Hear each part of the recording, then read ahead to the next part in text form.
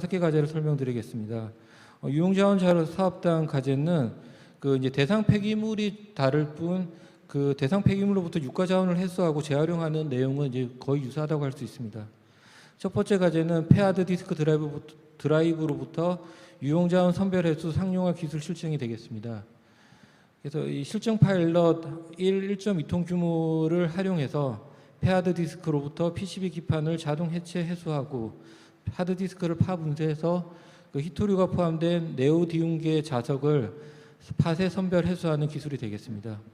총 사업비는 2년간 18억 내외가 되겠습니다.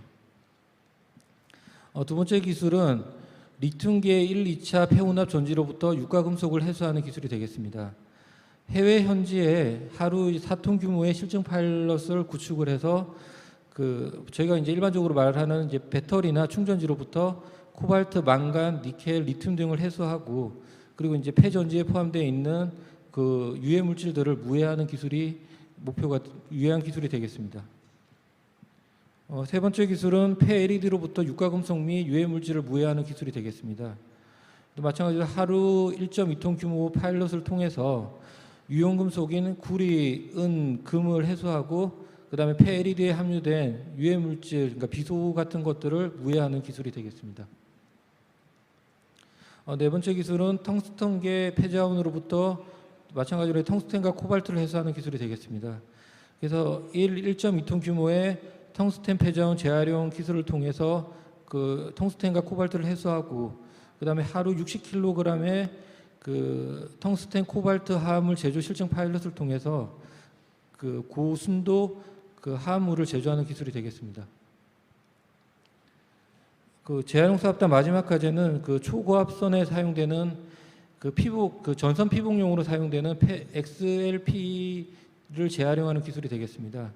그래서 그 전선용 폐 XLP를 분리 및 탈각유할 수 있는 하루 3톤 규모의 실증화 설비를 구축해서 이 재료를 원료화하고 자원하는 기술이 되겠습니다. 다음으로 말씀드릴 기술은 이제 하폐수 고도 처리 사업단에서 추진할 5개 과제가 되겠습니다. 첫 번째 기술은 그 아나목수 공정을 이용해서 하수 메인스트림 내에서 그 질소를 제거하는 기술이 되겠습니다. 그 하루 50톤 이상 하수를 처리할 수 있는 실증 플랜트를 구축해서 그 질소 제거 질소 제거 기술을 개발하면 되고 이 기술 같은 경우는 이제 동절기가 중요하기 때문에 동절기 2개월 이상을 포함해서 연속 운정 6개월 이상 결과를 제시해 주시면 됩니다. 예산은 2년간 12억 원이 지원될 계획입니다. 그다음에 이제 두 번째 기술은 IoT 기반 통합 하수 처리 시설 최적 에너지 관리 스마트 솔루션 개발 및 실증이 되겠습니다.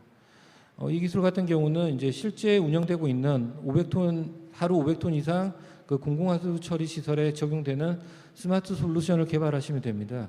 이 기술 같은 경우는 하수 처리장 데이터를 분석하고 에너지 소비 분석 소프트웨어를 개발해서 그 기존 이제 하수 처리장 에 사용되는 에너지를 5% 이상 절감하는 것을 목표로 기술 개발을 하고 있습니다. 사업 예산은 총 2년간 총 12억 원 내외가 되겠습니다. 세 번째 하폐수 사업단 세 번째 기술은 그 소수성 고강도 멤브레인 에어레이터를 개발해서 그 하수 처리에 이제 활용하는 기술이 되겠습니다. 이 기술 같은 경우는 이제 포기 장치에 막을 이용한 이제 포기 장치를 개발해서 산소 전달률을 향상시키고 기존 포기 장치 대비 에너지 절감을 40% 이상 하는 것을 목표로 하고 있습니다. 그리고 마찬가지로 이 그 포기 장치를 활용해서 그 하루 30톤 이상 규모의 MABR 공정을 운영해서 그 결과를 제시하는 데 목적이 있겠습니다. 예산은 총 2년간 11억 원이 되겠습니다.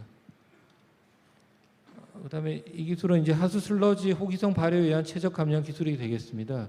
그래서 현기성 발효가 아니고 호기성 발효이기 때문에 그 체류 시간 2일 이내 슬러지 감량을 70% 이상 목표로 하고 있으며 그 실증 플랜트는 하루 5톤 이상 규모를 목표로 하고 있습니다.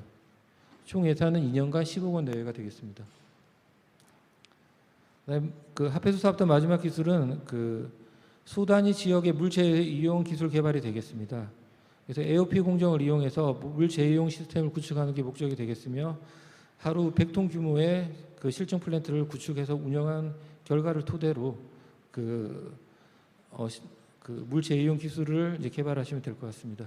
예산은 총 2년간 13억 원 내외가 되겠습니다.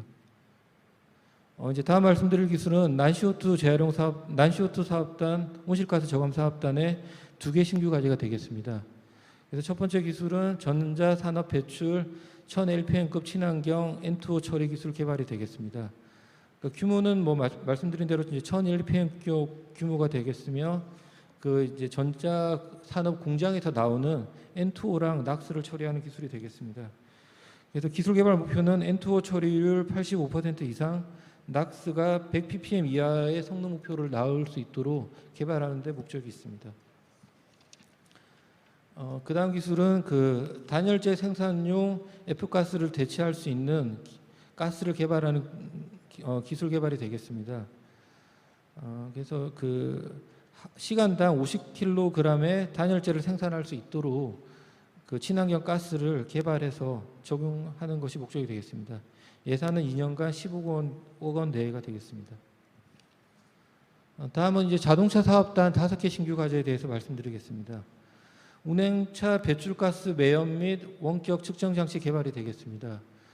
이 기술 같은 경우는 저희가 이제 단초점으로 개발된 기술은 있는데요.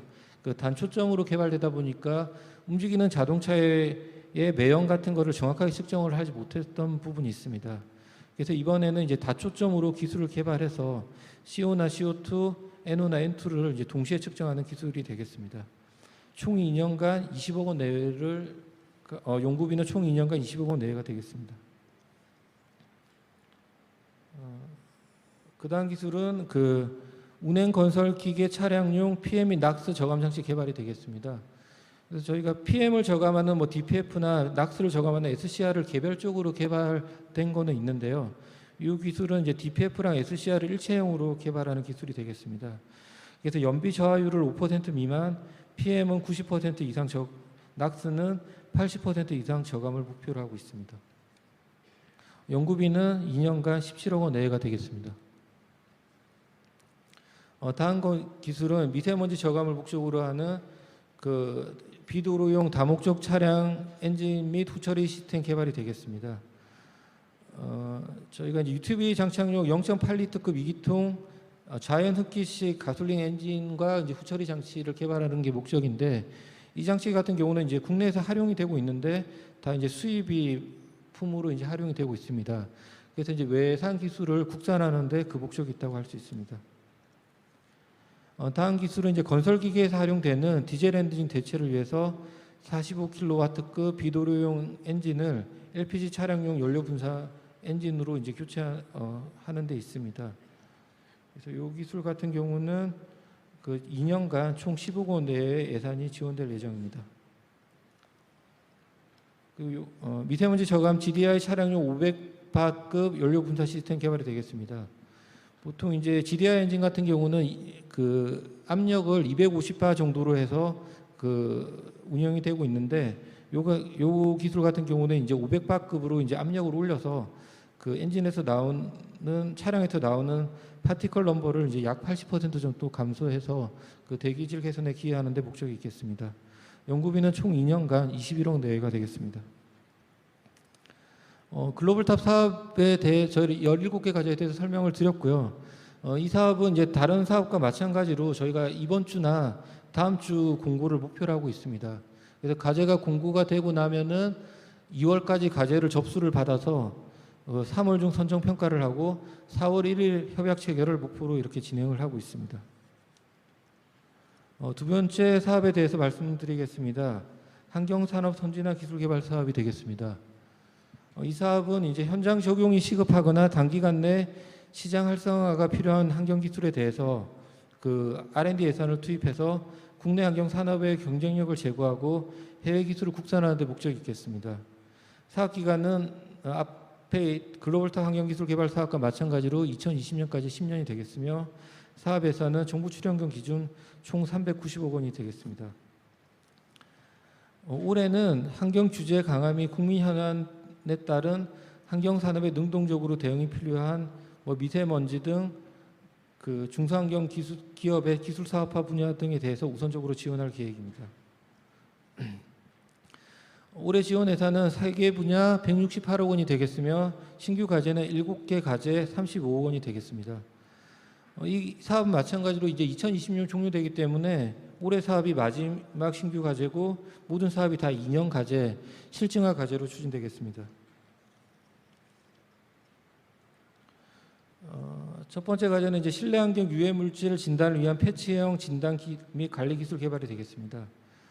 이 기술 같은 경우는 이제 저희가 포름알데히드나 벤젠, 툴루엔 등 그 VOC에 포함된 이제 유해 물질을 3종을 이제 선택적으로 인지할 수 있는 리셉터 분자를 개발하고 이 분자를 통해서 패치형 진단 장치를 만드는 데 목적이 있겠습니다. 총 연구비는 2년간 약 10억 원이 지원될 예정입니다. 두 번째 기술은 이제 도시 물순환 및 IoT 기술을 이용한 생활 오염 물질 저감 실증화가 되겠습니다. 이 기술 같은 경우는 그 먼지 제거율 25%, 정발산율 35%를 목적으로 하고 있으며 그 물을 분사해서 이제 생활 오염 물질을 저감하는 기술이 되겠습니다. 그래서 이제 물을 분사하기 위한 물 공급이나 물 저장 시 LID 시스템과 연동을 하고 그리고 이제 효율적으로 물 분사를 위해서 기상, 교통 등 IoT 데이터를 활용하는 목적이 있겠습니다.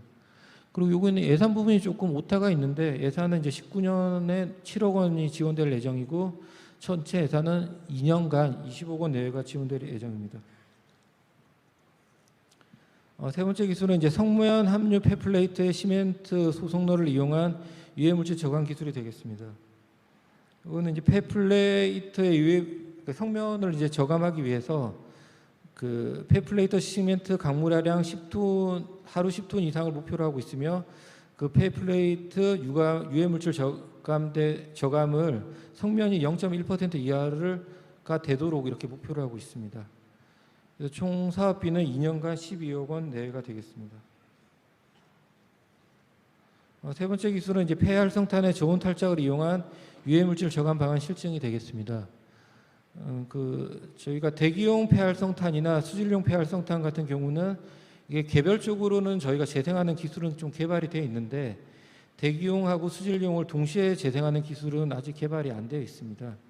그래서 이 기술 같은 경우는 저온 상태에서 대기용 활성탄에서 VOC를 탈착을 시켜서 그 VOC를 열원으로 활용해서 고온에서 이제 수처리용 폐활성탄을 재생하는 게 목적이 되겠습니다.